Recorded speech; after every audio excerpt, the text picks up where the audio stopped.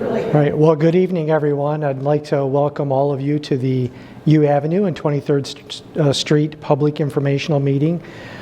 How many of you are here to get information on the roundabout? Could I have a showing of hands? Yes.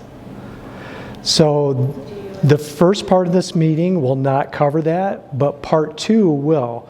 So if you do have any questions about that, we just ask you to wait till that portion of the meeting. And Jim Hoekstra, my supervisor, the assistant county engineer, will be doing that presentation. I'm Dean Disterheft. I'm the project engineer over this project. And I'd like to start out with a few introductions. I mentioned Jim Hoekstra. And to my right here is Sarah Phillips. She's our communications administrator. And going around the room is Rusty McLean. He's our assistant general superintendent at the Road Commission.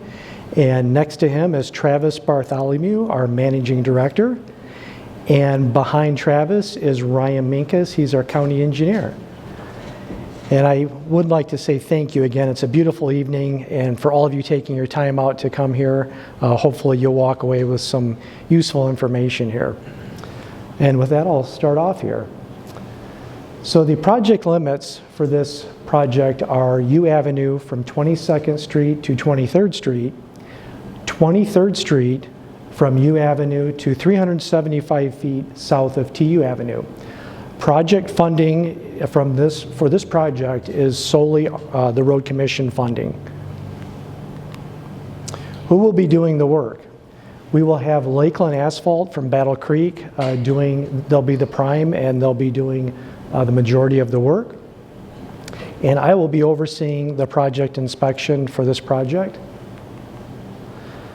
Some general project information.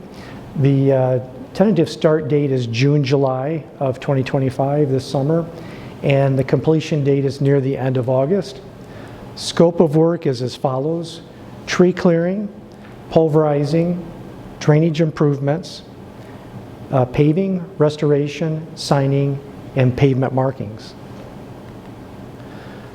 How was this project selected? It was selected on the basis of the following. We were looking at connecting our all-season route. It is a primary road, and our goal is to make TU Avenue, 23rd Street, and U Avenue all-season roads from Sprinkle Road to Portage Road. Impacts to traffic.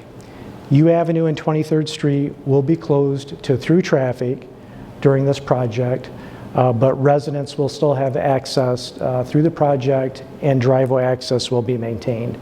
And of course, emergency vehicles will have access at all times. Work primarily will be from 7 a.m. to 7 p.m. There is a detour route in place for this project, and it is as follows: Sprinkle Road to V Avenue, and then when we get into the city of Vicksburg, village of Vicksburg limits, it's North Richardson Street to East Prairie Street, South Main Street, then finally W Avenue and Portage Road, and vice versa, depending on which direction you're traveling. What to expect? So as I mentioned, there is pulverizing in this project, so there will be, at times, a rough surface, and we can expect some dusty conditions. There will be delays depending on the operations taking place, and we will have driveway transitions as we will be increasing the elevation of the road. There will be mailbox relocation and some lawn disturbance, but we will have restoration of the project, so any lawn disturbance that you see will be taken care of at the end of the project for sure. The schedule is as follows. Tree removal has already been done in 2024. This is a continuation of last year's project. So that's done.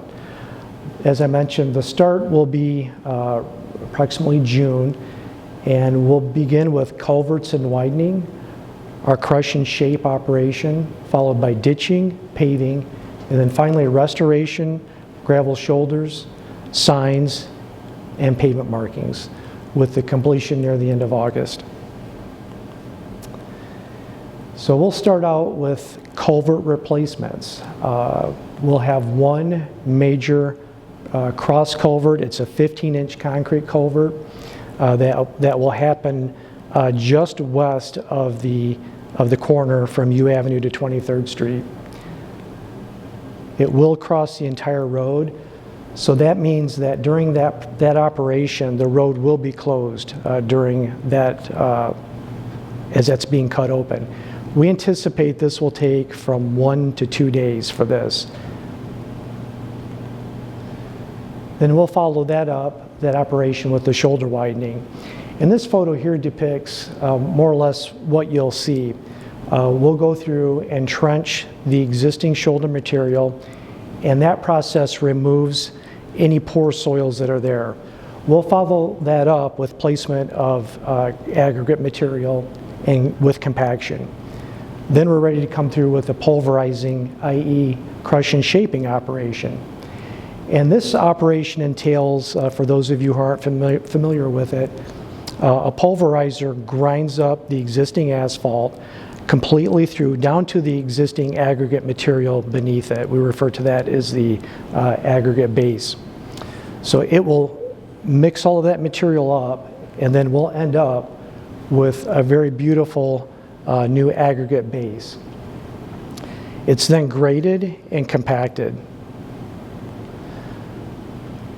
The new ag base surface may be up to 6 inches higher than the old road, followed by drainage improvements, which you will see some ditching going on out here as well, in addition to the culverts. Then we're ready for the paving operation. This picture depicts our base course, which is what we call it, the first layer that goes down over the aggregate base. That will be followed up with what we refer to as the leveling course. And the placement of all asphalt is weather dependent, and the first 2 layers are placed close together. The final lift layer we refer to as the top course, and that's the one where you'll see the first 2 layers. You may see some rough areas occurring. The top course, the contractor takes special care to make sure that that's smooth without any blemishes, so that when we put the pavement markings down, you have a nice, beautiful road. Once the paving is done, then it's time for the gravel shoulders to be placed, and you'll see a machine like this come through. Then you'll see our striping truck come through, and this is where the pavement markings will be placed, and the road is close to being completed at this point. That will be followed up with restoration, as I mentioned earlier. In any areas where there's a change in elevation, which will be most of the project, next to the gravel shoulder, we'll finish that off with some embankment material and topsoil, and then seeding and fertilizer. And if need be, we'll also have some mulch, possibly some mulch blanket if needed to help prevent erosion. Then moving on, we'll have signs, and they'll be updated and replaced. And the new road will feature a consistent paved and gravel shoulder and updated drainage, as depicted in this picture here. And if you would like to connect with us, you can do so with one of these options shown here. And if you would like to keep up to date with our project, we have a method called RCKC Connect. And you can sign up for this, and you can get weekly updates either through your email or texting, and it comes in very handy for updates on the project. And yes, we are hiring. If you or anyone you know of anyone that's interested, please steer them our way. And again, thank you to all of you for attending, and I would like to open it up for any questions. Yes, sir. The corner at U and 23rd, where the heavy forestation is on the west side of the road, is that going to be trimmed back? I'm sorry, I couldn't hear you. The what station? The forestation on the west side of 23rd Street at the corner of 22nd, or of you at 22nd, or 23rd. Is that going to be pared back in? All the trees. Oh, the trees that are in that location. So the tree work is currently done, Okay. so you won't see any more of that happening. No more now. Yep, yep. Is the roadway going to be supered? So that, so I have As to, it is, it's flat. yes, You come to that corner, yep. going off. So I have to remember to repeat these questions. We're videotaping this for those who want to view it later. So the question is, will there be a super elevation around the curve? And the answer is yes. And that will transition up to a 6% super in that area. So it'll drive much nicer when we're finished with it, for sure. And the roadway construction will stop just before the bridge. It's going to go through the bridge and stop just on the north side of it. You're replacing the bridge? We are not replacing the bridge. That's, yep, not part of this project. Yes? Is this pavement going to stand up, and for how long, to bulk them up and buy whole trucks going back and forth to the new subdivisions over there? That's Yeah. what chewed up our roads to begin with. So the answer to that is yes. We are making this an all-season road. So the existing road had roughly 4 inches of asphalt. And going back in time, this was originally a local, what we refer to as a local road. So it was not built to the standards of a primary all-season road. So you will see 6 inches, 3 lifts of asphalt placed out here, and these will be very durable, high volume traffic, susceptible, very, very durable to heavy loads. So it will withhold very well to that kind of traffic. It's designed for that. Dean, if I could just add Yes. on to that, because we're mixing the asphalt, grinding it up, mixing it with the gravel, we're actually getting a thicker gravel base too, which contributes to the overall structure of the road. So yes, it will be a significantly more structural road. Thank you. Thank you, Ryan. Yes, sir. Are all the driveways then, like, a lot of the driveways don't have culverts at all, so all the driveways are going to have culverts after this? So I believe, so most of them will. I don't want to, so I'm sorry, so will the driveways have culvert replacements?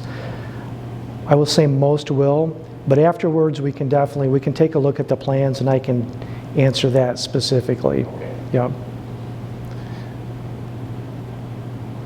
Any other questions?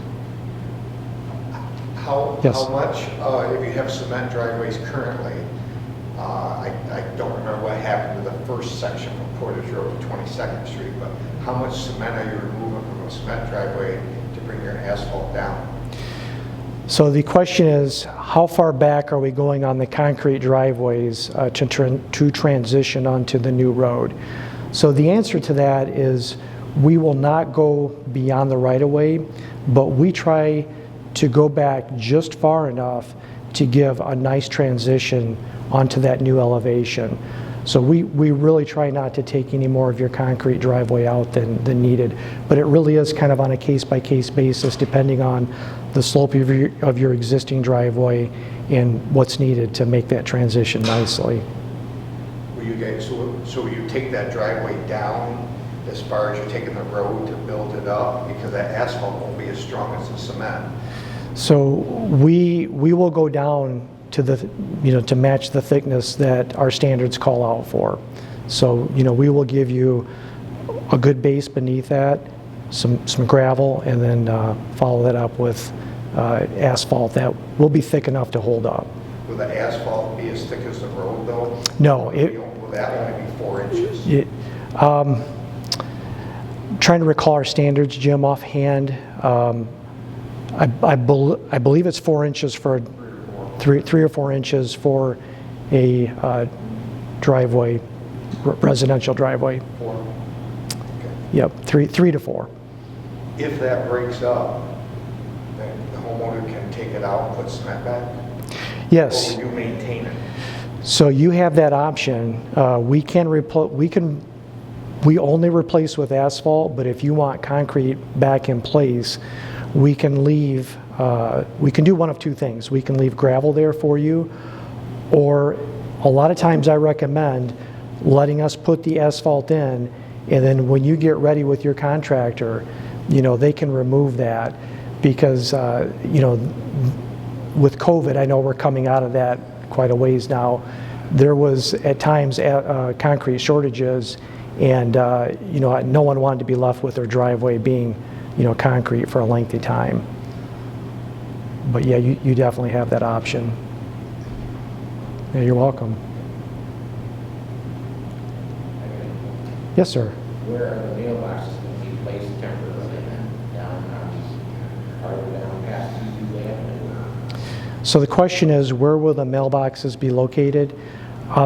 At this point, that hasn't been decided yet, but we usually try to connect with the post office in some form or fashion and get with them to make a location that works for the postal carrier. Yes? You mentioned culvert replacement. Is that only if there is a current culvert there? Or is it a case-by-case basis? Is everyone going to get a culvert for the driveway? So the question is, will everyone get a culvert, or will it be a case-by-case basis? So again, all the culverts that will be replaced, the cross culvert as well as the driveway culverts, are called out in the plan set over there. So if you want to meet afterwards, I can definitely take a look at where your driveway is. But it is on a case-by-case basis. If there's really not a need for a new culvert, we leave it alone. But if there is ditching taking place and there's a need for it, then we do try to put a new one in there. Yep, you're welcome. Any other questions? Is it the same contractor as the first section, or is it different? Because I didn't think they were out of Battle Creek, were they? Well, they were, so it is the same. Okay. So the question was, is it the same contractor as last year? And the answer is yes, it is. Yes, Travis. Dean, is it fair to say that the work that's being done is very similar to the section to the west that we did last year? Yeah. Scope of work, kind of the timing? Yes, absolutely. layout of it? The question is, will the work be similar to the first phase that was done last year? And the answer is yes. You will see very similar type of work happening. Yes. So is TU forecasted for next year? That one, yeah, that question I'm going to leave to, Save that for me. yes, for the following presentation. I'm sorry, save it for when? So that, For a couple minutes. Oh, Yeah. okay. Okay. so yeah, the question was, will TU Avenue be done following this project next year? And my answer is, let's save that question for the following presentation. For the roundabout? Yes, correct. Anyone else?